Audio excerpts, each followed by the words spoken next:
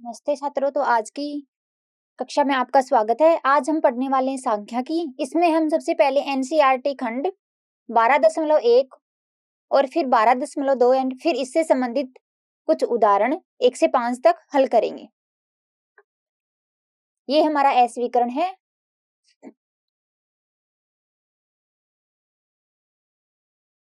तो यहाँ पे सबसे पहले हम आज की कक्षा की रूपरेखा देख लेते हैं। तो यहाँ पे सबसे पहले हम एनसीईआरटी खंड 12.1 जिसमें आंकड़ों का आलेखीय निरूपण देखेंगे कि आंकड़ों को हम आलेखीय रूप से कैसे निरूपित करते हैं। फिर हम यहाँ पे एनसीईआरटी खंड 12.2 में इनका सारांश देखेंगे। ठीक है, तो चलिए हम सबसे पहले यहाँ पे शुरू करते हैं एनसीईआरटी खंड 12.1 जिसमें हम आंकड़े का चित्र में प्रतिनिधित्व देखेंगे। तो यहाँ पे देखिए आंकड़े का आलेखीय निरूपण। आंकड़े को हम आलेखित रूप से कितने तरीकों से कैसे निरूपित कर सकते हैं।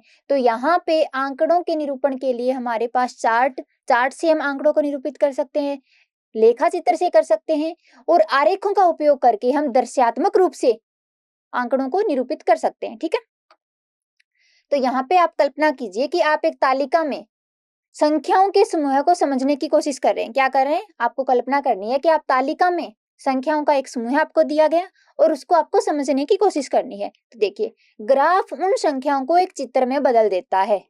ठीक है, जिससे प्रतिरूपों और तुलनाओं को देखना बहुत आसान हो जाता है। तो हम इस खंड में यहाँ पे कुछ आलेखीय निरूपणों का अध्ययन करेंगे। तो वो देखिए सबसे पहले यहाँ पे हम दंड आरेख क्या होता है उसको समझेंगे और दंड आरेख का उपयोग करके हम संख्याओं को कैसे निरूपित कर सकते हैं वो देखने वाले। फिर उसके बाद में हमारे पास दूसरा तरीका है जिसमें हम समान चौड़ाई और भिन्न भिन्न चौड़ाई वाले, ठीक है, समान चौड़ाई ले सकते हैं और भिन्न भिन्न चौड़ाई वाले आयत चित्र से आंकड़ों को निरूपित करना समझेंगे। फिर हम देखने वाले हैं बारंबारता बहुभुज का उपयोग करके आंकड़ों को कैसे निरूपित करते हैं। तो हमारे पास निरूपित करने के लिए आलेखीय निरूपणों में आंकड़ों को निरूपित करने के लिए हमारे पास ये 3 तरीके होते हैं। चलिए अभी हम देखते हैं। तो यहाँ पे सबसे पहले हम दंड आरेख को देखेंगे कि दंड आरेख क्या होता है। तो एक दंड आरेख क्या होता है, आंकड़ों को दृश्य रूप से दर्शाने और तुलना करने का एक अच्छा तरीका होता है। ठीक है, आंकड़ों को दृश्य रूप से, जिसे आप देख के समझ पाए, दृश्य रूप से दर्शाने और एक दूसरे में तुलना करना बहुत आसान होता है, उसको हम दंड आरेख बोलते हैं। और जिसमें विभिन्न ऊंचाइयों और लंबाइयों के आयताकार दंडों का उपयोग किया जाता है। आपको यहाँ पे एक आकृति से ये अच्छे से समझ आएगा, तो हम आगे जाके आकृति से समझने वाले दंड आरेख बना के। ठीक है, प्रत्येक दंड की जो ऊंचाई और लंबाई उस मान के अनुरूप होती है जिससे वह दर्शाता है। ठीक है, आगे बढ़िए। आइए समझते हैं कि एक दंड आरेख को कैसे पढ़ें। तो देखते हैं यहाँ पे आपको एक दंड आरेख दिख रहा है, यह आकृति आपको दिख रही है। यहाँ पे हमने यदि 2 रेखाएं दिख रही हैं, एक क्षैतिज रेखा और एक ऊर्ध्वाधर रेखा। यदि आप क्षैतिज रेखा की बात करते हो तो यहाँ पे हमने कुछ महीनों के नाम दर्शा रखे हैं जो दर्शाते हैं कि इस महीने। यहाँ पे यदि ऊर्ध्वाधर रेखा की बात करो, ऊर्ध्वाधर जो खड़ी रेखा है उसकी बात करते हो, वहां पे हमने विद्यार्थियों की संख्या को दर्शाया है। तो यहाँ पे सबसे पहले क्या है, जनवरी, फरवरी, मार्च, अप्रैल, मई, जून, जुलाई, अगस्त, सितंबर, अक्टूबर, नवंबर और दिसंबर। ठीक है, इनके अनुसार हमने यहाँ पे ऊर्ध्वाधर रेखा पे जन्म लेने वाले बच्चों की संख्या को दर्शाया है। ये दर्शाता है कि जनवरी महीने में कितने बच्चों ने जन्म लिया, 3 बच्चों ने। फरवरी महीने में कितने बच्चों ने जन्म लिया, 4 बच्चों ने। मार्च महीने में कितने बच्चों ने जन्म लिया। जहां पे ये आपको ये गाढ़ा सा आयताकार चित्र दिख रहा है जिसको हमने यहाँ पे गाढ़े रंग के दिखाया है, इसको आप देख सकते हैं। तो यहाँ पे यदि अप्रैल की बात करते हो तो अप्रैल महीने में भी 2 बच्चों ने जन्म लिया। अब आप देखिए कि मई महीने में कितने बच्चों ने जन्म लिया, 5 बच्चों ने। तो यहाँ से यदि आपसे पूछा जाए कि अधिकतम कितने बच्चों ने जन्म लिया है, न्यूनतम कितने बच्चों में जन्म लिया है, तो आप इस दंड आरेख का उपयोग करके आप बहुत जल्दी से बता सकते हैं कि अगस्त महीने में सबसे ज्यादा 6 बच्चों ने जन्म लिया और सबसे कम, यहाँ पे जो सबसे छोटा आयताकार चित्र आपको दिख रहा है वो क्या है, 1 बच्चे ने जन्म लिया जो कि जून महीने में लिया। ठीक है, आप यहाँ से अच्छे से समझ सकते हैं। चलिए आगे बढ़ते हैं। अब देखिए अक्ष अक्ष क्या है? ये वे रेखाएं हैं जो आरेख का ढांचा बनाती हैं। अक्ष क्या है? अक्ष हमारे पास उन रेखाओं को हम अक्ष बोलते हैं जो आरेख का ढांचा बनाती हैं। आगे देखिए क्षैतिज अक्ष, यहाँ पे जो हमारे पास क्षैतिज अक्ष है जो कि एक्स अक्ष है, यह अक्ष आमतौर पर श्रेणियों को दर्शाती है। ठीक है, क्षैतिज अक्ष को छात्रों के महीनों के रूप में यहाँ पे अंकित किया गया है। यहाँ पे हमने ये अलग अलग दंड आरेख के लिए हम यहाँ पे हमारे पास जो जन्म के महीने, यहाँ पे कुछ और भी उपयोग कर सकते हैं यदि कुछ और चीज को हमें दर्शाना हो। यहाँ पे हमने क्षैतिज अक्ष को क्या माना है? छात्रों के महीने को दर्शाने के लिए उपयोग किया है। ऊर्ध्वाधर अक्ष जो कि वाई अक्ष है, यह अक्ष आमतौर पर मानों या मापों को दर्शाता है। हमारे पास यहाँ पे जो मान थे ना 1 2 3 4, यहाँ पे हमने महीनों को दर्शाया, तो यह आमतौर पर एक्स अक्ष क्या दर्शाता है? एक्स अक्ष श्रेणियों को, और वाई अक्ष ऊर्ध्वाधर अक्ष आमतौर पर मानों और मापों को दर्शाता है। ठीक है, आगे बढ़िए। तो यह ऊर्ध्वाधर अक्ष को छात्रों की संख्या के रूप में निरूपित किया। संख्या के छात्र यहाँ पे मान बता रहे हैं ना, ये यहाँ पे यदि आप वाई अक्ष को श्रेणियों का ये उपयोग करो और यदि एक्स अक्ष को छात्रों की संख्या के लिए उपयोग करो तो भी ये चीज गलत नहीं होगी। लेकिन हम आमतौर पर जो दर्शाते हैं वो ये दर्शाते हैं कि जो एक्स अक्ष है उसको हम श्रेणियों के रूप में दर्शाएंगे और जो वाई अक्ष है उनको मानों और मापों के लिए दर्शाएंगे। ठीक है, आगे बढ़िए। लेबल, लेबल यहाँ पे क्या है? लेबल हमारे पास ग्राफ को समझने के लिए आवश्यक होते हैं। प्रत्येक अक्ष को लेबल की हमारे पास आवश्यकता होती है ताकि हमें पता चल सके कि वह किस से दर्शा रहा है। ठीक है, बिना लेबल के आंकड़ों के सटीक व्याख्या करना मुश्किल हो जाता है। यहाँ पे प्रत्येक अक्ष को यह बताने के लिए लेबल की आवश्यकता होती है कि वह क्या दर्शाता है। ठीक है, तो हमने एक्स अक्ष को किसके साथ लेबल किया है? जन्म के महीने के साथ। और वाई अक्ष को किसके साथ लेबल किया है? विद्यार्थियों की संख्या के साथ। तो यहाँ पे ये हमारे पास लेबल की बहुत जरूरी होती है। प्रत्येक अक्ष को यह बताने के लिए लेबल की आवश्यकता होती है कि वह दर्शाता क्या है। ठीक है, तो यहाँ पे हमारे पास ये जन्म के महीने एक्स अक्ष के साथ लेबल किए गए और विद्यार्थियों की संख्या को वाई अक्ष के साथ लेबल किया गया। यहाँ तक समझ आया? तो देखिए यहाँ लेबल छात्र के महीने और छात्रों की संख्या है। ठीक है, दंड, ये वे आयतें जो आंकड़े का दृश्य रूप से दर्शाते हैं। दंड यहाँ पे दिख रहा है आपको, ये क्या है? ये जो आयताकार आपको आकृतियां दिख रही है ना, इनको हम दंड बोलते हैं।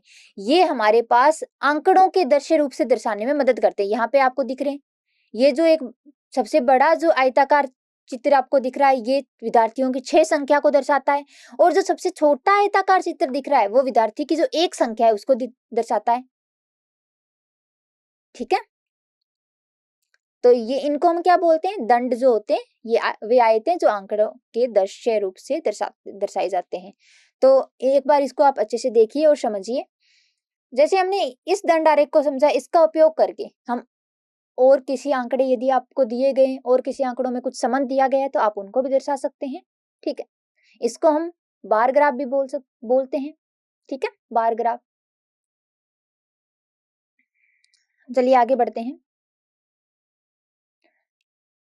अब यदि आपको इस आरेख से संबंधित कुछ प्रश्नों को पूछा जाए, ठीक है, तो दंड को भी हम पढ़ना सीखेंगे। कैसे पढ़ते हैं? प्रत्येक दंड की लंबाई किसी चीज की मात्रा या मान को दर्शाते हैं। यहाँ पे जो हमने लंबाई ली है वो किसी चीज की मात्रा या मान को दर्शाते हैं। यहाँ पे विद्यार्थियों की संख्या को दर्शा रही थी। जो सबसे ज्यादा लंबी थी, जिसकी लंबाई सबसे ज्यादा थी जिस दंड की, वो सबसे ज्यादा विद्यार्थियों की संख्या को दर्शा रहा था। जिसकी सबसे कम थी वो सबसे कम विद्यार्थियों की संख्या को दर्शा रहा था। आगे बढ़िए।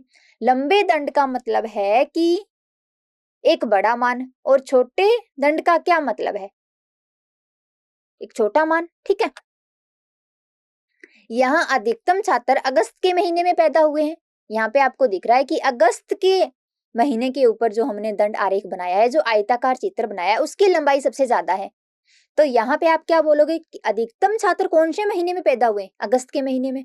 और यदि आपको न्यूनतम छात्रों के लिए बोला जाए तो न्यूनतम छात्र कौन से महीने में पैदा हुए? आप देखिए, जिस दंड की लंबाई सबसे कम है उस दंड के अनुसार हमारे पास हम वो महीना लेंगे, वो महीना आपको जून मिलेगा। तो जून में हमारे पास एक ही विद्यार्थी पैदा हुआ है। ठीक है, तो आपको यदि इस प्रकार से कोई दंड आरेख दिया जाता है और उससे संबंधित कुछ प्रश्न पूछे जाते हैं तो आपको दंड को पढ़ना आना चाहिए। यदि आप उसको पढ़ सकते हैं तो आप उससे संबंधित जो भी प्रश्न होंगे उनका उत्तर दे सकते हैं। चलिए आगे बढ़ते हैं। अब आप एक उदाहरण देखेंगे। उदाहरण में क्या दिया गया है? कक्षा 9 के एक विशेष दंड में 40 छात्रों से उनके जन्म के महीनों के बारे में पूछा गया और प्राप्त आंकड़ों के लिए निम्नलिखित यहाँ पे आपको ग्राफ तैयार किया गया है। यहाँ पे आपको ग्राफ दिख रहा है। एक 9th क्लास के बच्चे हैं, 40 बच्चे हैं, उनमें पूछा गया है कि आपका जन्म कौन से महीने में हुआ है। ठीक है, तो ऊपर दिए गए दंड आरेख का अवलोकन करें और निम्नलिखित प्रश्नों के उत्तर दें। नवंबर महीने में कितने छात्रों का जन्म हुआ, पहला प्रश्न है। किस महीने में अधिकतम छात्रों का जन्म हुआ, दूसरा प्रश्न है। तो आप इस दंड आरेख को अच्छे से पढ़िए। जो हमने पिछला दंड आरेख पढ़ा था, अच्छे से समझा था कि कैसे हम पढ़ते हैं, उसका उपयोग कीजिए और बताइए कि यहाँ पे नवंबर महीने में कितने छात्रों का जन्म हुआ है और किस महीने में अधिकतम छात्रों का जन्म हुआ है। आप इसको कैसे पढ़ेंगे? सबसे पहले आप यहाँ पे देखिए, जो ऊर्ध्वाधर अक्ष आपको दिख रही है और एक क्षैतिज अक्ष दिख रही है। क्षैतिज अक्ष हमारे पास एक्स अक्ष होते हैं, जिसको हमने जन्म के महीने के रूप में यहाँ पे दर्शाया है, लेबल किया है। और यदि आप ऊर्ध्वाधर अक्ष की बात करते हैं, वाई अक्ष की, तो वो विद्यार्थियों की संख्या को दर्शा रहा है। ठीक है, यदि आप पहले जनवरी महीने में बात करो कि जनवरी महीने में कितने छात्रों का, कितने विद्यार्थियों का जन्म हुआ, तो इसके सामने इसकी लंबाई कितनी है, 3 तक जा रही है। यहां तक पढ़िए आप इसको। तो 3 छात्रों का जन्म हुआ जनवरी महीने में। ऐसे ही यदि आप फरवरी की बात करते हो तो फरवरी महीने में यहाँ की लंबाई कहाँ तक जा रही है, वाई अक्ष पर देखिए कहाँ तक ये आयताकार जो चित्र है वो जा रहा है।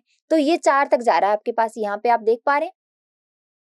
तो यदि 4 तक जा रहा है तो फरवरी महीने में 4 बच्चों का जन्म हुआ है।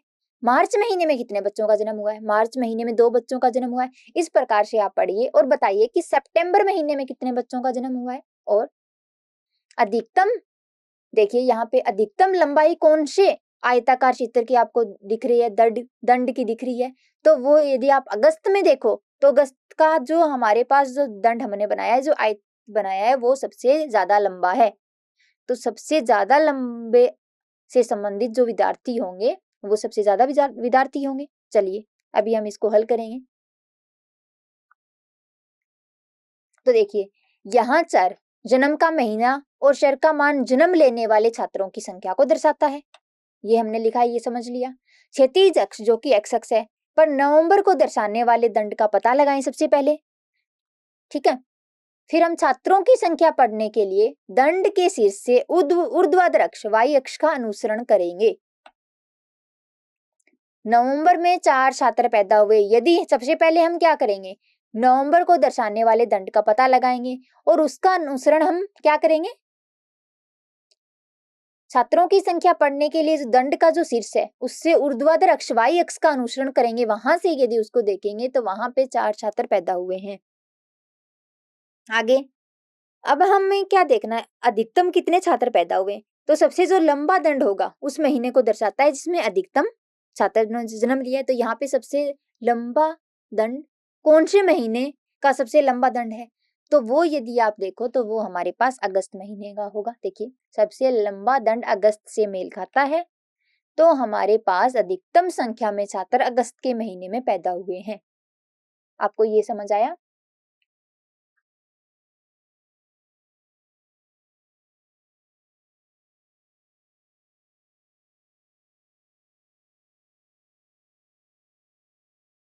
चलिए आगे बढ़ते हैं।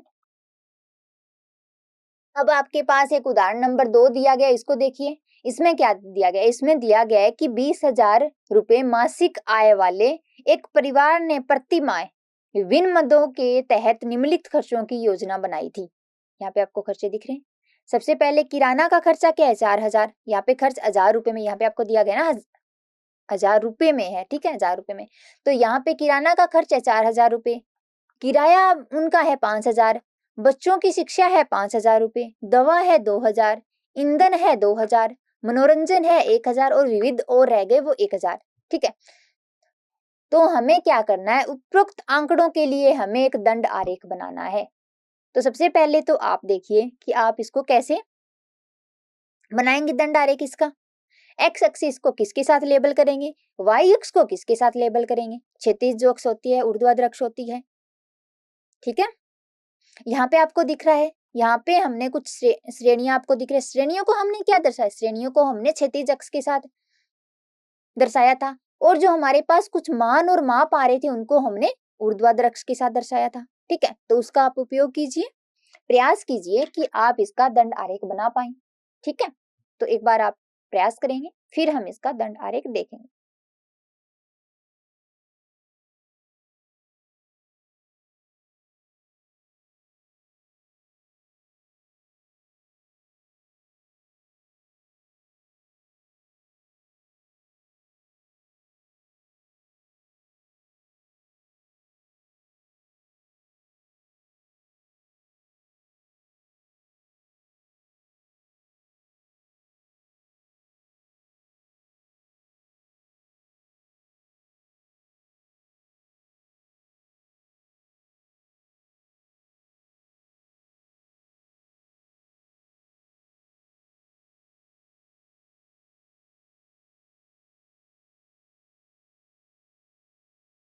चलिए अभी हम समझते हैं कि हम इसका दंड आरेख कैसे बनाएंगे। तो देखिए,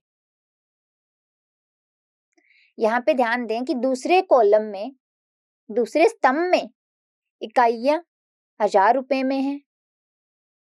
ठीक है, तो 4 हमारे पास 4000 को दर्शाता है, 5 जो दर्शा रहा है वो 5000 रुपए को दर्शा रहा है, 1000 रुपए में है ना इकाइयां। ठीक है, अक्ष बनाएं, अक्ष बनाना है अभी हमें सबसे पहले।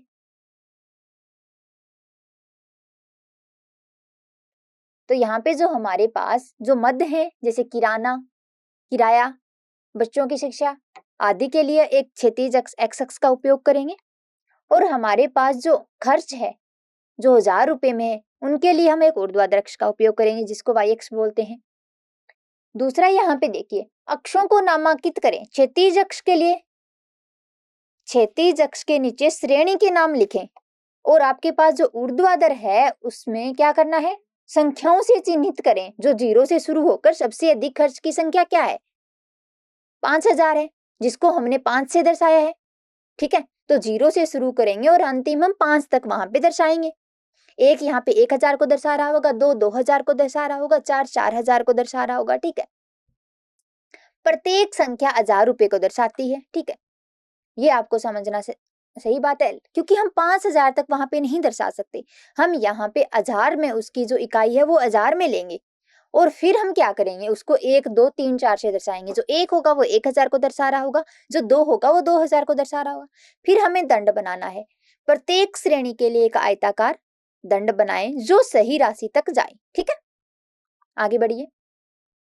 उदाहरण के लिए यदि किराना दंड 4 तक जाना चाहिए, किराना क्या है, यहाँ पे किराना के लिए हमारे पास 4000 रुपए खर्च हो रहे थे, तो हमारे पास क्या करेंगे, किराना का जो दंड बनाएंगे वो 4 तक जाना चाहिए, क्योंकि वहां पे खर्च क्या था, 4000 था। सभी बारों की चौड़ाई समान रखें और उनके बीच थोड़ी जगह भी छोड़ें। ठीक है, ताकि हमारे पास दृश्य रूप से समझने में काफी आसानी हो, उसको अच्छे से समझ पाए। चलिए देखते हैं अभी हम। तो यहाँ पे आपको दिख रहा है, सब हमने यहाँ पे क्या दर्शाया है, यहाँ पे मत दर्शाया है। तो सबसे पहले यहाँ पे आपको दिख रहा है किराने का सामान, किराया, शिक्षा, दवाइयाँ, ईंधन, मनोरंजन और विविध, और हमने इससे संबंधित दंड आरेख बनाए हैं। इनकी चौड़ाई समान रखी है और इनके बीच आपको कुछ खाली जगह भी दिख रही है। ठीक है, और इनकी लंबाइयों को हमने ऊर्ध्वाधर अक्ष पर जो खर्च दिखाया गया था उससे संबंधित किया है। यहाँ पे आपको दिख रहा है खर्च 1000 रुपए में। सबसे पहले 0 से हमने शुरू किया, ये बात आपको याद रखनी है, 0 से शुरू करें। फिर हमारे पास 1 1000 को दर्शाएगा, 2 3 4 5 6, अंतिम है 7। तो अंतिम जो था वो 7000 को दर्शा रहा था। हमारे पास जो प्रश्न दिया गया था उसमें अंतिम 5000 तक खर्च जा रहा था, तो यहाँ पे हमारे पास जो काम में आएगा वो 5000 तक आएगा। तो किराना और बच्चों की शिक्षा की बात करें तो वो 5 तक जाएंगे। जो हमारे पास आयताकार जो हम दंड बनाएंगे वो 5 तक जाएंगे। देख, ठीक है, वाई एक्स के साथ यदि इसका अनुसरण करेंगे तो ये 5 तक हमारे पास इसकी लंबाई जानी चाहिए। फिर हम बात करें किराने का सामान की, तो वो 4 तक जा रहे हैं, तो यहाँ से उसकी वाई अक्ष जो ऊर्ध्वाधर अक्ष है उससे यदि उसको संबंधित कराएं, अनुसरण करें उससे, तो वो 4 तक जाएगा। ऐसे ही जो दवा है वो 2 तक जाएगी। ठीक है, ईंधन हमारे पास 2 तक जाएगा, और विविध और मनोरंजन जो है वो भी हमारे पास 2 तक जाएगा। तो ये आपको अच्छे से इसको समझने में उपयोगी होगा कि आप दंड आरेख की मदद से दृश्य रूप से आंकड़ों को कैसे समझ सकते हो। तो यदि आपको ये भी दिया जाता है, ये दंड आरेख दिया जाता है, इससे भी आप आसानी से समझ सकते हैं। तो आपसे यदि पूछा जाए कि अधिकतम खर्च किस में जा रहा है और न्यूनतम खर्च क्या है, तो न्यूनतम खर्च आपके लिए दो आएंगे, मनोरंजन और विविध में जो खर्च हो रहा है वो न्यूनतम 1000 रुपये खर्च हो रहे हैं। और जो अधिकतम है उसके लिए भी आपके पास दो होंगे, बच्चों की शिक्षा और जो किराया है वो अधिकतम है, वहां पे आपके 5-5 हजार रुपये खर्च हो रहे हैं। ठीक है, तो आप दंड आरेख का उपयोग करके यहाँ पे बता सकते हैं न्यूनतम और। तो सबसे ऊंचे दंड सबसे बड़े खर्चों को दर्शाता है। उदाहरण के लिए यह स्पष्ट है कि वे किराया और शिक्षा पर सबसे अधिक खर्च करते हैं और मनोरंजन पर बहुत कम। यहां तक समझ आया सबको?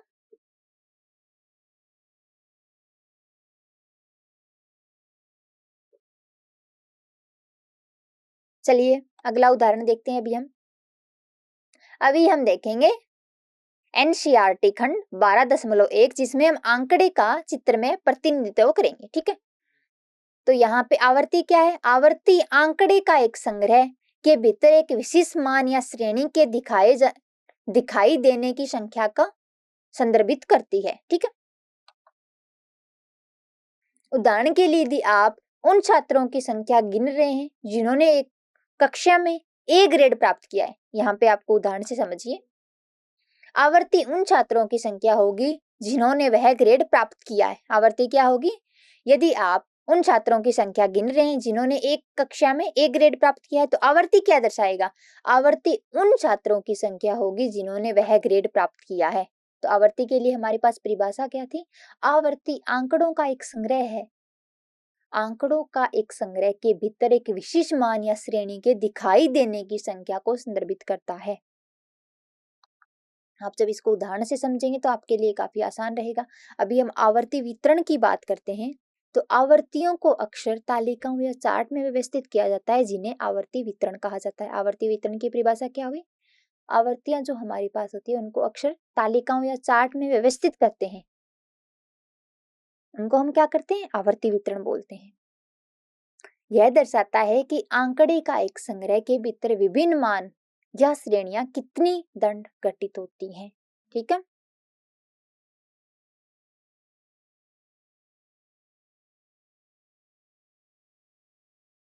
अब आय चित्र से समझिए। आय चित्र क्या है? ये दंड आरेख की तरह होते हैं, लेकिन ये सतत आंकड़े की आवर्ती वितरण दर्शाते हैं। ये हमारे पास दंड आरेख की तरह ही होते हैं जो आय चित्र होते हैं, लेकिन यह क्या करते हैं? सतत आंकड़े की आवर्ती वितरण दर्शाते हैं। तो देखिए, इसे ऐसे समझें जैसे आंकड़ों को श्रेणियों में समूहित करना है, जैसे आयु 10 से 15 तक, 15 से 20 तक वाले। फिर दंड आरेख की सहायता से यह दिखाना है कि प्रत्येक श्रेणी में कितने लोग हैं। ठीक है,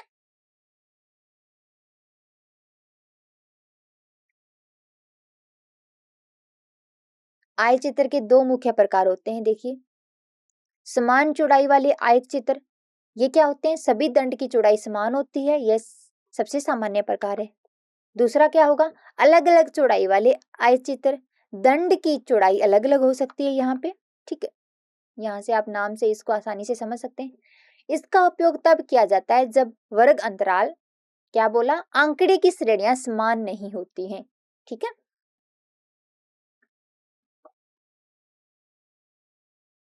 आइए समझते हैं कि एक आय चित्र कैसे बनाया जाता है। सबसे पहले यहाँ पे इस उदाहरण से आपको सारी जो परिभाषाएं हमने पढ़ी थी वो स्पष्ट रूप से समझ आ जाएंगी कि वो परिभाषाएं क्या बोल रही थी, यदि आप इसको एक उदाहरण की मदद से समझने का प्रयास करेंगे।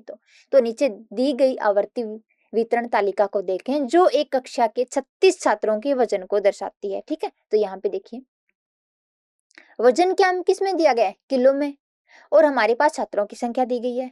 अभी हम वजन की, यहाँ पे आपको दिख रहा है आवर्ती वितरण दिखाया गया है। 10.5 से लेके 35.5 तक के हमारे पास इस अंतराल में जो भी बच्चे आ रहे हैं जिनका वजन इस अंतराल में आ रहा है, उन छात्रों की संख्या है 9। अगर फिर बात करें 35.5 से लेके 40.5 तक, तो इसमें 6 विद्यार्थी आ रहे हैं जिनका वजन इस अंतराल में है। फिर हम 40.5 से 45.5 तक के अंतराल की बात करें तो इसमें 15 विद्यार्थी आ रहे हैं। ठीक है, इस प्रकार से आप समझते हैं। कुल आपके पास कितने विद्यार्थी हैं? 36 विद्यार्थी हैं। चलिए अभी हम समझते हैं इसको। ऊपर दिए गए आंकड़े के चित्र में प्रतिनिधित्व के चरण हैं। देखिए, क्षैतिज अक्ष यह छात्रों के वजन को दर्शाता है। हम पैमाना क्या मानेंगे,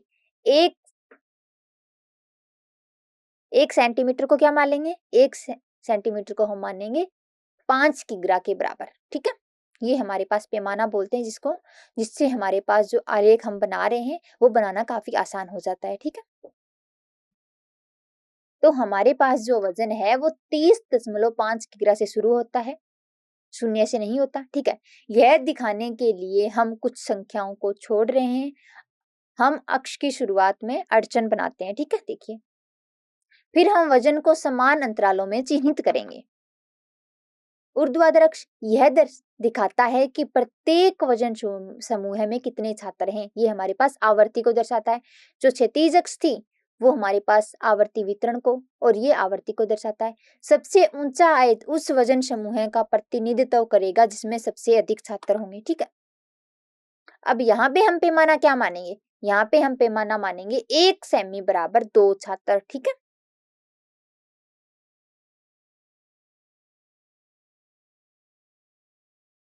आगे बढ़िए।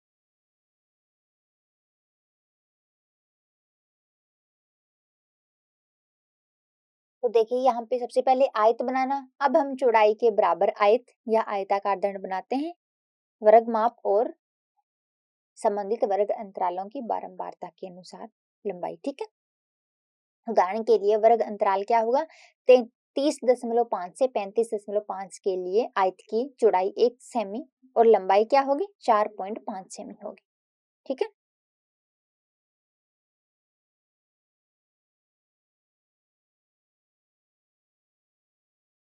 इस तरह से आपको यहाँ पे एक ग्राफ दिख रहा है। सबसे पहले हमने क्या अंतराल लिया है, 30.5 से लेके 35.5 तक, फिर हमारे पास था 35.5 से लेके 40.5 तक, फिर हमारे पास तीसरा अंतराल था 45.5 से लेके 50.5 तक। इनमें आपके पास जो देखिए 35.5 में से यदि 30.5 को घटाते हैं तो क्या बचेगा, 5। इनका जो घटाने पर जो मान आ रहा है वो बराबर आ रहा है ना, 40.5 से 35.5 घटाएंगे वो भी बराबर 5 आएगा। तो यहाँ पे हमारे पास जो अंतर है सभी अंतरालों का वो समान अंतर है। ठीक है, अब हमने सभी समान अंतर के यहाँ पे जो क्षैतिज अक्ष के साथ निरूपित कर दिए हैं। यहाँ पे हमारे पास जो वर्ग अंतराल था 30.5 से 35.5, उसके लिए हमने क्या माना था, चौड़ाई को हमने माना कि वो 1 सेंटीमीटर है, और लंबाई क्या ले रहे थे हम, लंबाई यहाँ पे देखिए, यहाँ पे आपको 33.5 से 35.5 तक के वजन में जो विद्यार्थियों की संख्या है वो 9 है। तो यहाँ पे हम लंबाई क्या लेंगे, हमने माना था कि 2 सेमी को क्या माना था हमने, 2 सेमी, 2 विद्यार्थियों को हमने माना था, सॉरी 2 विद्यार्थियों को हमने क्या माना था, हमने माना था कि 2 विद्यार्थी क्या दर्शाएंगे, 1 सेमी को। तो यहाँ पे हमारे पास क्या है, 9 विद्यार्थी, तो 8 विद्यार्थी होंगे वो 4 के बराबर हो जाएंगे। एक विद्यार्थी 0.5 सेमी को दर्शाएगा, तो 9 वाले जो आयत की लंबाई होगी वो क्या होगी 4.5। ऐसे ही 6 वाले की बात करें तो 6 वाले की लंबाई कितनी होगी 3 होगी ना, ठीक है।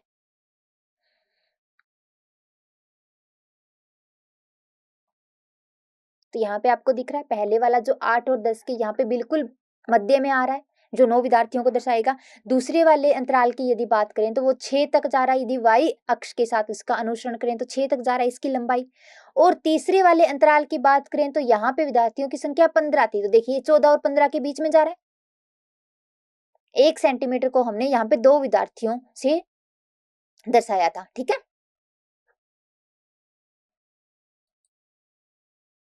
इस प्रकार से आप हर एक अंतराल के लिए उसकी लंबाई को यहाँ पे दर्शा सकते हैं जो विद्यार्थियों की संख्या को दर्शाएगा। तो y अक्ष जो ऊर्ध्वाधर अक्ष है वो विद्यार्थियों की संख्या को दर्शा रही है, जो क्षैतिज अक्ष है वो वजन को दर्शा रही है यहाँ पे, ठीक है।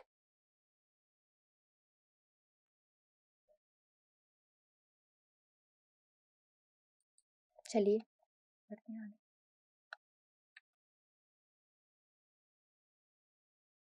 यहाँ पे हमारे पास जो परिणामी ग्राफ होता है वो ठोस आकृति को दिखता है, इसलिए इसको हम हिस्टोग्राम भी बोलते हैं। पहले वाले को हमने बार ग्राफ बोला था, इस वाले ग्राफ को हम हिस्टोग्राम भी बोलते हैं। ये और इसमें देखना इसके बीच में आपको खाली जगह कहीं नहीं दिखेगी, ये एक दूसरे से जुड़े हुए दिख रहे हैं आपको, ठीक है। इसे आयत चित्र भी बोलते हैं हम। यह तत्व वर्गों के साथ एक वर्गीकृत बारंबारता बंटन का आरेखीय निरूपण है, ठीक है।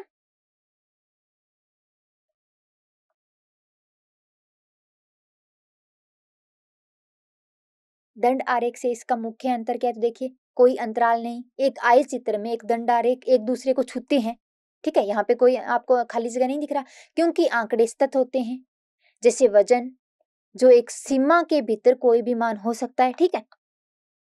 तो एक दंड आरेख में दंड अलग अलग होते हैं क्योंकि आंकड़े विशिष्ट श्रेणियों में होते हैं, उसमें दंड क्या दिखेंगे आपको अलग अलग दिखेंगे दंड आरेख में, क्योंकि आंकड़े वहां पे एक विशिष्ट श्रेणियों में दिए गए थे। यहाँ पे आप परिसरों का प्रतिनिधित्व करना, एक आयत चित्र में प्रत्येक दंड मानों के परिसर का प्रतिनिधित्व करता है। जैसे आयत में क्या, आयत चित्र में प्रत्येक दंड मानों के परिसर का प्रतिनिधित्व करता है, जैसे 30.5 से लेके 35.5 किग्रा तक। जबकि एक दंड आरेख में प्रत्येक दंड एक एकल श्रेणी का प्रतिनिधित्व करता है, ठीक है। तो एक आयत चित्र एक शक्तिशाली दृश्य उपकरण है जो दर्शाता है कि आंकड़े एक सतत सीमा पर कैसे वितरित होते हैं। आयत चित्र क्या है, एक शक्तिशाली दृश्य उपकरण है जो क्या दर्शाता है कि आंकड़े एक सतत सीमा में कैसे वितरित होते हैं। एक आयत चित्र के लिए प्रत्येक दंड के आयत के क्षेत्रफल और बारंबारता का अनुपात समान होता है। क्या बोला यहाँ पे, प्रत्येक दंड के आयत के क्षेत्रफल और बारंबारता का जो हमारे पास जो अनुपात होगा वो समान होगा, ठीक है।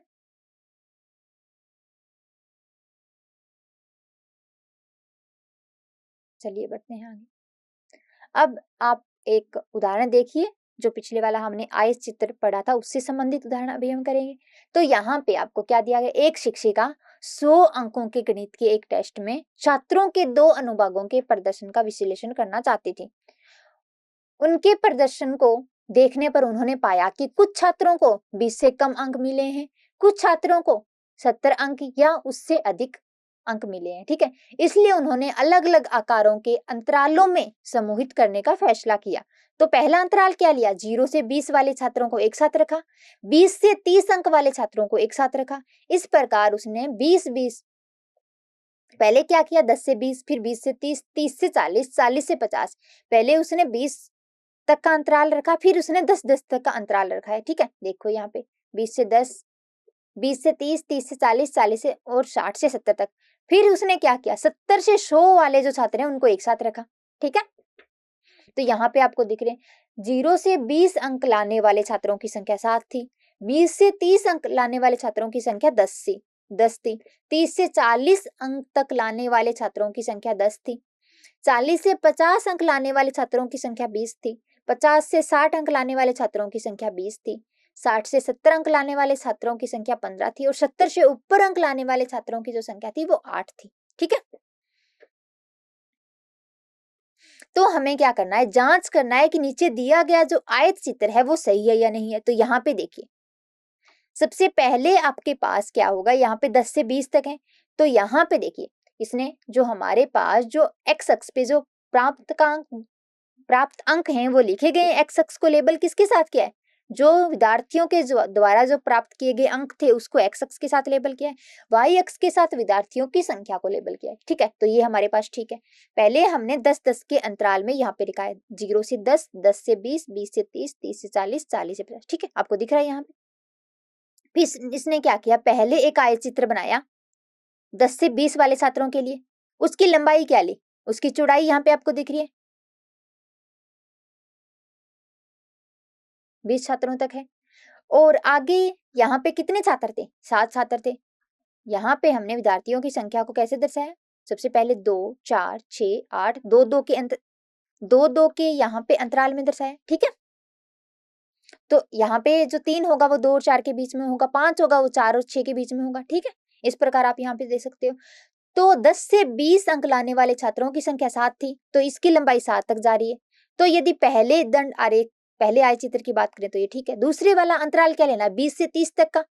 ठीक है, यहाँ पे विद्यार्थियों की संख्या क्या, अंक कितने आ रहे थे 10, यहाँ से 20 से 30 अंक लाने वाले विद्यार्थियों की जो संख्या थी वो हमारे पास थी 10, तो यहाँ पे ये इसकी लंबाई 10 तक जा रही है। ठीक है, इस प्रकार से आप यहाँ से देख सकते हैं कि ये जो दंड आरेख है वो सही होगा या नहीं है। चलिए, जैसा कि हम पहले ही जानते हैं कि आयत चित्र में प्रत्येक आयत का क्षेत्रफल आवर्ती के समानुपाती होता है। ये हमने हिस्टोग्राम के लिए पढ़ा था कि एक आयत चित्र में प्रत्येक आयत का क्षेत्रफल आवर्ती के समानुपाती होता है। ठीक है,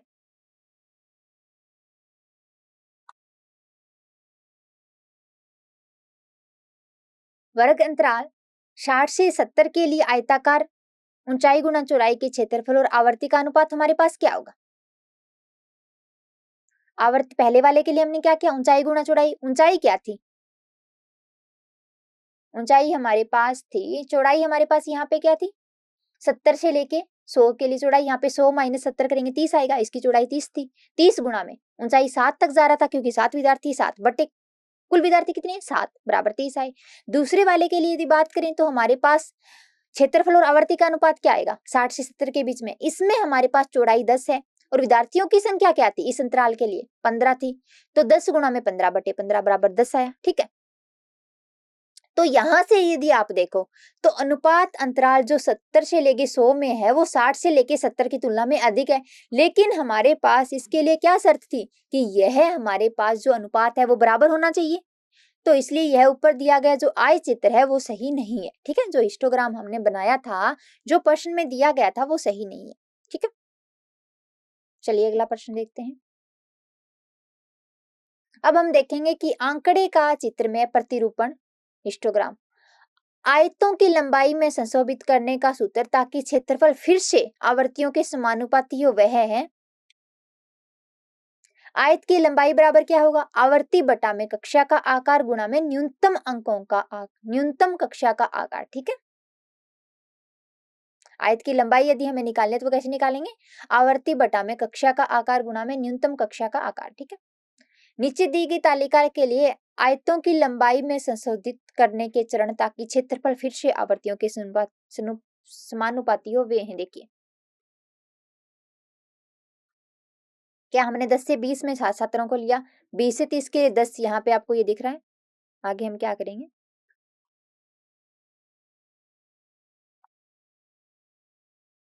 न्यूनतम वर्ग माप ज्ञात करें, तालिका से यह 10 है, जैसे 20 से 30, 30 से 40 आदि समूहों के लिए न्यूनतम हमारे पास वर्ग माप क्या होगा, 10 होगा। सबसे पहले हमने न्यूनतम वर्ग माप निकाला,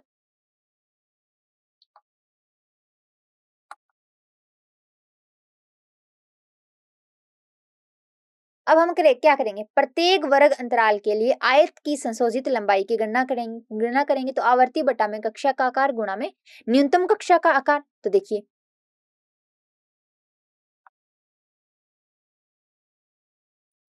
यहाँ पे क्या करना, मान लीजिए 7 छात्रों ने 10 से 20 के बीच अंक प्राप्त किए, समूह की चौड़ाई क्या है 20 है, संशोधित लंबाई क्या होगी 7 बटा में 20 गुणा में 10 जो कि 3.5 के बराबर होगी। ठीक है, इसका मतलब है कि उस श्रेणी में 3.5 छात्र प्रति 10 अंक पर हैं। आगे देखिए, वर्ग अंतराल 20 से 30 तक के लिए संशोधित लंबाई यदि निकालें तो वो क्या होगी, 10/10 गुणा 10, जो कि 10 के बराबर होगी। न्यूनतम वर्ग माप 10 है हमारे पास। वर्ग अंतराल 30 से 40 के लिए यदि संशोधित लंबाई निकालें तो वो हमारे पास 10/10 गुणा 10 होगी, जो कि 10 के बराबर है। न्यूनतम वर्ग माप 10 है। ठीक है,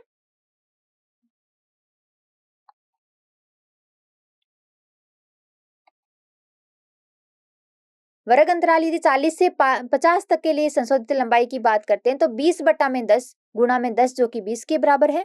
ठीक है, वर्ग अंतराल यदि 50 से 60 तक के लिए संशोधित लंबाई की बात करते हैं तो 20/10 गुणा 10, जो कि 20 के बराबर होगा। ऐसे यदि वर्ग अंतराल 60 से 70 के लिए संशोधित लंबाई की बात करें तो वहां पे 15/10 गुणा 10, जो कि 15 के बराबर होगा। ऐसे ही वर्ग अंतराल 70 से और उससे अधिक के लिए संशोधित लंबाई की बात करें तो वो हमारे पास 8/30 गुणा 100, जो कि बराबर होगा 2.67 के। ठीक है, न्यूनतम वर्ग आकार हमारे पास क्या था, 10 था। इस प्रकार यदि हम आगे बढ़ते हैं संशोधित लंबाई के साथ तो हमारे पास जो तालिका होगी वो निम्न प्रकार से होगी। देखिए, 10 से 20 तक हमने निकाली बारंबारता, जो कि 70 थी। वर्ग की चौड़ाई 20 थी। आयताकार की लंबाई हमारे पास 3.5 आई। 20 से 30 की बात करें तो हमारे पास जो बारंबारता थी वो 10 थी।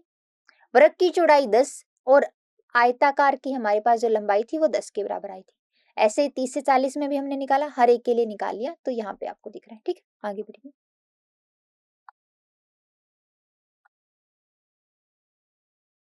अब सही विभिन्न चौड़ाई वाले आयताकार चित्र नीचे दिए गए जो आपको यहाँ पे दिख रहे हैं। अब इस जो हमने यहाँ पे जो तालिका ली थी उससे संबंधित हमने यहाँ पे आकृति बना दी है, वो सही आकृति होगी। ठीक है, सही आयताकार चित्र हमने यहाँ पे दर्शा दिया है। पहले वाले की जो आपको यदि अंक 10 से 20 तक वाले अंतराल को लेंगे तो वहां पे आयताकार की जो लंबाई होगी 3.5 होगी। ठीक है, ऐसे यदि आप 20 से 30 वाले तक की लेंगे तो वहां पे जो लंबाई होगी वो 10 के बराबर होगी। तो यहां से आप ऐसे उसकी लंबाई को संशोधित करके उस तालिका को सही से बना सकते हैं। ठीक है, चलिए आगे बढ़ते हैं। अभी हम आवर्ती बहुभुज के लिए पढ़ेंगे कि आवर्ती बहुभुज क्या होता है। एक आवर्ती बहुभुज एक रेखा ग्राफ है जो आंकड़े का एक संग्रह के आवर्ती वितरण को दर्शाता है। क्या हुआ, एक आवर्ती बहुभुज एक रेखा ग्राफ है जो आंकड़े का एक संग्रह के आवर्ती वितरण को दर्शाता है। देखिए, यह एक बहुभुज है जो एक आयत चित्र में दंड के शीर्षों के मध्य बिंदुओं को जोड़कर बनता है। बारंबारता बहुभुज बनाने के चरण हमारे पास क्या होंगे, दिए गए आयत चित्र पर हमें विचार करेंगे। तो यहाँ पे आपको आयत चित्र दिख रहा है। यहाँ पे जो आयत चित्र है वो विशिष्ट अंतरालों के भीतर आंकड़ों की आवर्ती को दिखा रहा है। हमारा उद्देश्य है इन अंतरालों के मध्य बिंदुओं का उपयोग करके आवर्ती बहुभुज को बनाना है। ठीक है, तो देखिए यहाँ पे आपको आवर्ती दिख रही होंगी, अंतराल भी दिख रहे हैं। यहाँ पे पहला अंतराल क्या है, 30.5 से 35.5 जो है, यहाँ तक हमारे पास जो विद्यार्थियों की संख्या होगी इस वजन के लिए वो होगी 9 तक जाएगी। दूसरा जो हमारे पास अंतराल है वो है 35.5 से 40.5 तक, इसमें विद्यार्थियों की संख्या हमारे पास 6 होगी। तीसरा अंतराल लेंगे तो इससे भी जो लंबाई होगी वो विद्यार्थियों की संख्या को दर्शाएगी। तो चलिए देखते हैं, इसके लिए हम आवर्ती बहुभुज मध्य बिंदुओं के नाम दें। इस आयताकार चित्र के आसन आयतों की ऊपरी भुजाओं के मध्य बिंदुओं को क्रमशः हमने क्या नाम दिया, B, C, D, E, F, जी। यहाँ पे दिख रहा है जो हमने यहाँ पे आयताकार जो चित्र लिए थे उनके मध्य बिंदुओं को हमने अभी नामांकित कर दिया है। पहला हमारे पास चरण ये होगा, 2 अतिरिक्त मध्य बिंदु बनाने हैं हमें। हम मानते हैं कि 30.5 से 35.5 से पहले और 55.5 से 60.5 के बाद एक वर्ग अंतराल है। ठीक है, जिसकी आवर्ती 0 है। अब हमने 2 वर्ग अंतराल और ले लिए। एक तो हमने क्या लिया, 30.5 से 35.5 से पहले एक वर्ग अंतराल लिया और जो दूसरा वर्ग अंतराल लिया 55.5 से 60.5 के बीच। उनकी आवर्ती हमने क्या मानी कि 0 है। 2 अंतराल हमने जोड़े हैं वर्ग अंतराल, उनकी आवर्ती हमने मानी है कि 0 है। उनके मध्य बिंदुओं को भी हमने नामांकित कर दिया ए और एच से। ठीक है, चलिए आगे बढ़ते हैं। अब हम इन मध्य बिंदुओं को जोड़ेंगे। तो यहां से देखिए ए को बी से, बी को सी से, सी को डी से, यहां पे हमने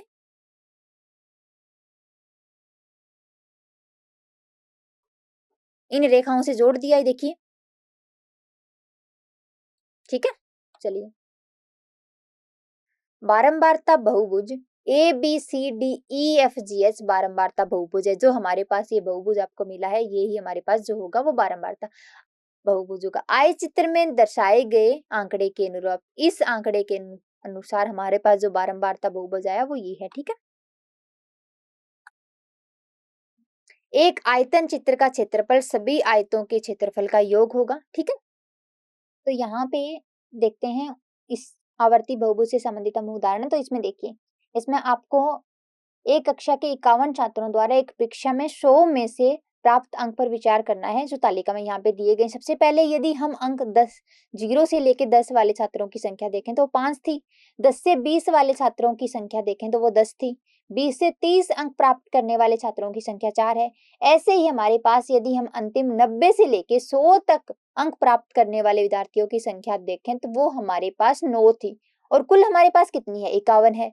तो इस बारंबारता बंटन सारणी के संगत हमें एक बारंबारता बहुभुज खींचना है। ये हमारे पास प्रश्न है। चलिए हम इसके हल को देखते हैं। तो देखिए, सबसे पहले हम क्या बनाएंगे, सबसे पहले इसके लिए हम आयत चित्र बनाएंगे। तो यहाँ पे हमने क्या किया, जो हमारे पास छात्रों की जो संख्या थी उसको हमने वाई एक्स के साथ संबंधित किया है, वाई एक्स से दर्शाया है, ऊर्ध्वाधर अक्ष।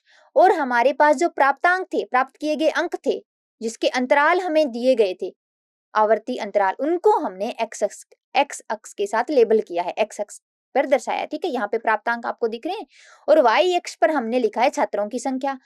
तो जिन छात्रों ने 0 से लेके 10 अंक तक प्राप्त किए वो छात्र 5 थे। ठीक है, जिन छात्रों ने 10 से लेके 20 तक अंक प्राप्त किए वो 10 थे। इस प्रकार हमने हर एक अंतराल के लिए आयत बना दिए। लंबाई, आयत की लंबाई यहाँ पे छात्रों की संख्या को दर्शा रहा है। ठीक है, तो ये हमने एक आयत चित्र बना लिया। अब हम क्या करेंगे, बारंबारता। अब हम क्या करेंगे, आवर्ती बहुभुज को बनाने के लिए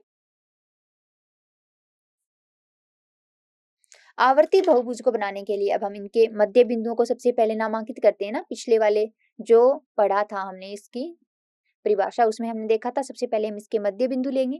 तो देखिए, यहाँ पे हमने हर एक आयत से हमारे पास शीर्षों के मध्य बिंदु ले लिए, जिसको हमने दर्शाया B C D E F G H I J K. ठीक है, चलिए फिर हमने क्या किया था, उसमें चरण 3 क्या था, क्षैतिज अक्ष का विस्तार। यहाँ पहला वर्ग अंतराल 0 से 10 है, और अंतिम वर्ग अंतराल क्या है, 90 से 100 तक। हम क्षैतिज अक्ष को ऋणात्मक दिशा में -10 तक और धनात्मक दिशा में 110 तक विस्तारित करेंगे। अब हम 2 अंतराल और जोड़ेंगे जिनकी आवर्ती 0 के बराबर होगी। ठीक है, तो यहाँ पे ये 2 अंतराल जोड़िए। तो हमने वर्ग अंतराल -10 से 0 का एक ले लिया, जिसका मध्य बिंदु ए लिया। एक और वर्ग अंतराल जोड़ा 100 से लेके 110 का, जिसका हमने मध्य बिंदु लिया एल। ठीक है,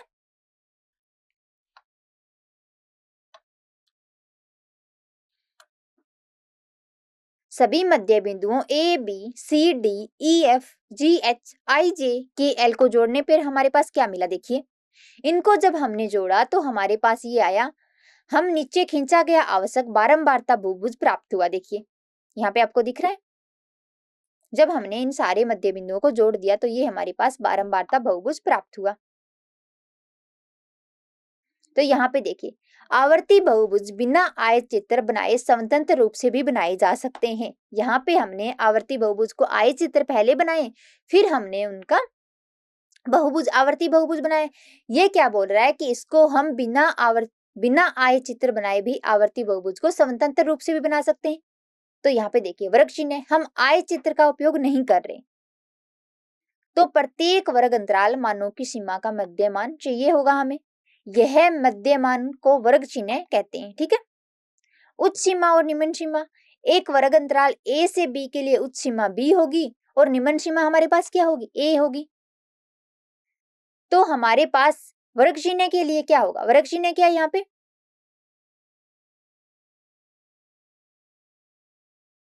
वर्ग चिन्ह यहाँ पे हमने लिखा था हम आय चित्र का उपयोग नहीं कर ले, इसलिए हमें प्रत्येक वर्ग अंतराल का मध्यमान चाहिए। तो मध्यमान हम कैसे, ऊपरी सीमा प्लस निचली सीमा बटे 2 करके निकालेंगे, ऊपरी सीमा प्लस निचली सीमा बटा में 2, ठीक है। तो ये वर्ग चिन्ह के बराबर आया। अब देखिए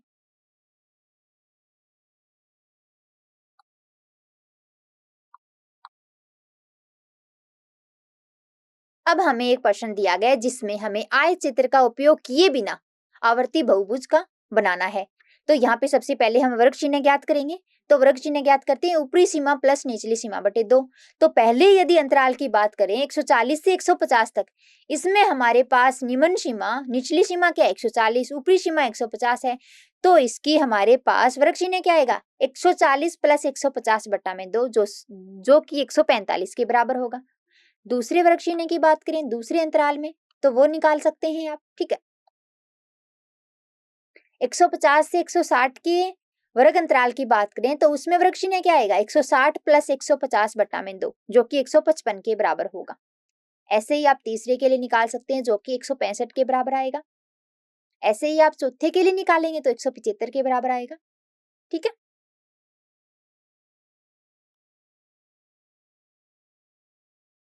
ऐसे यदि आप अगले के लिए निकालें तो वो 185 के बराबर आएगा। फिर अगले की बात करें तो 195 के बराबर आएगा।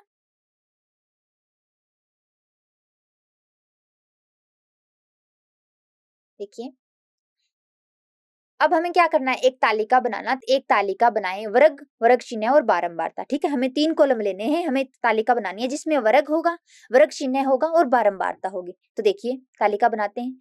तो प्राप्त नई तालिका यहाँ पे दी गई है आपको। देखिए पहले वर्ग है 140 से 150, वर्ग चिन्ह 145 आया था, बारंबारता 5 थी, ठीक है। जो हमारे पास जो सप्ताहों की संख्या थी वो बारंबारता,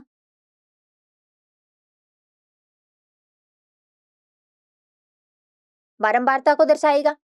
और जो हमारे पास जीवन यापन का सूचकांक था उसको हमने वर्ग से दर्शाया है। तो ये हमने सब कुछ लिख लिया, ठीक है। वर्ग, वर्ग चिन्ह और बारंबारता। चलिए अब देखते हैं।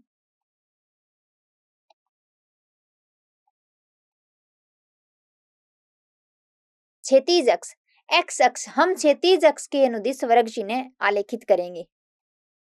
देखिए ऊर्ध्वाधर अक्ष, हम ऊर्ध्वाधर अक्ष के अनुदिश बारंबारताएं आलेखित करेंगे। क्षैतिज अक्ष के अनुदिश हम वर्ग चिन्ह आलेखित करना है और जो ऊर्ध्वाधर अक्ष है उनके अनुदिश हमें बारंबारताएं आलेखित करेंगे, ठीक है। बिंदुओं का आलेखन कैसे करेंगे, प्रत्येक वर्ग चिन्ह उनकी संगत बारंबारताओं को ग्राफ पर एक बिंदु के रूप में आलेखित कीजिए, ठीक है। उदाहरण के लिए 145 वर्ग चिन्ह को 5 की बारंबारता के साथ बिंदु 145,5 पर आलेखित किया जाएगा। इस बिंदु को हम बी नाम देंगे। देखिए इसी प्रकार अन्य बिंदु सी, डी, ई, एफ, जी होंगे। यहाँ पे सी क्या है 155, इसके संगत हमारे पास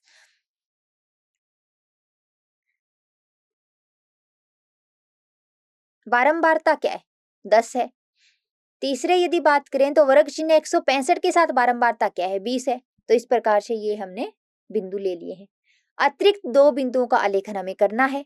सबसे कम वर्ग 140 से 150 और से ठीक पहले वाले वर्ग 130 से 140 का वर्ग इसमें हम जोड़ेंगे और एक हमारे पास क्या होगा वर्ग चिन्ह से संबंधित बिंदु को शून्य बारंबारता के साथ आलेखित करेंगे। इसको एक और हमें जोड़ना है। देखिए अंतिम से अंतिम वाले के भी एक आगे जोड़ेंगे जो कि होगा क्या होगा यहाँ से 200 से 210 के बीच में, ठीक है।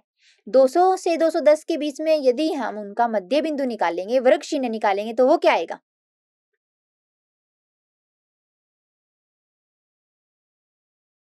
205 आएगा ना। उसके लिए बारंबारता 0 ली है। पहले वाला जो था उसके लिए हमारे पास वर्ग चिन्ह 135 आया, उसकी बारंबारता भी हमने 0 ली थी। तो ए और एच यहाँ पे हमने जोड़ के लिख दिए हैं, ठीक है। आगे देखिए अब बहुभुज को बंद करने के लिए अतिरिक्त बिंदु बना रहे हैं। तो देखिए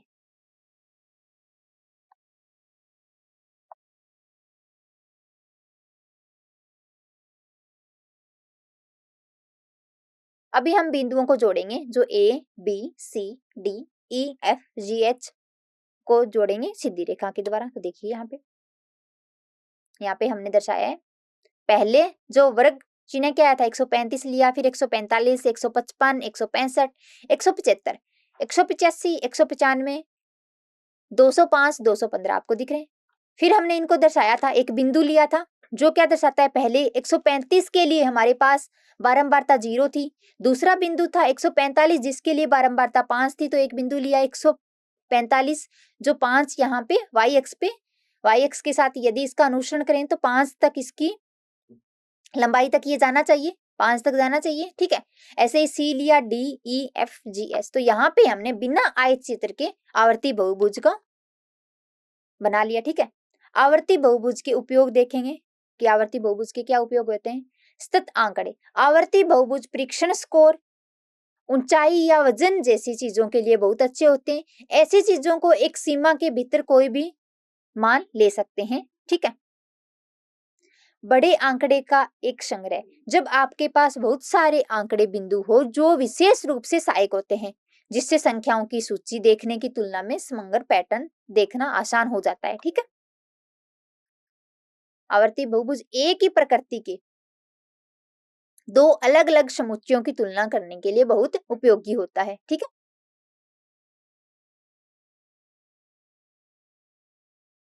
उदाहरण के लिए यदि आप दो कक्षाओं के परीक्षण स्कोर की तुलना करना चाहते हैं तो आप एक ही ग्राफ पर दो आवर्ती बहुभुज बना सकते हैं, जिससे वहां पे इन दोनों में तुलना भी कर सकते हैं, ठीक है। यह देखने के लिए कि किस कक्षा ने कुल मिलाकर बेहतर प्रदर्शन किया, देखें कि ग्राफ पर कौन सा बहुभुज आमतौर पर ऊंचा है, ठीक है। अब हम सारांश देखेंगे। तो इस अध्याय में हमने अध्ययन किया है आंकड़े को दंड आरेख, आयत चित्र और आवर्ती बहुभुज के रूप में ग्राफिक रूप से कैसे प्रस्तुत किया जाता है, ये हमने आज की कक्षा में सीखा है। तो आज का अध्याय हम यहीं पे समाप्त करते हैं। मिलते हैं कल एक नए अध्याय के साथ। धन्यवाद।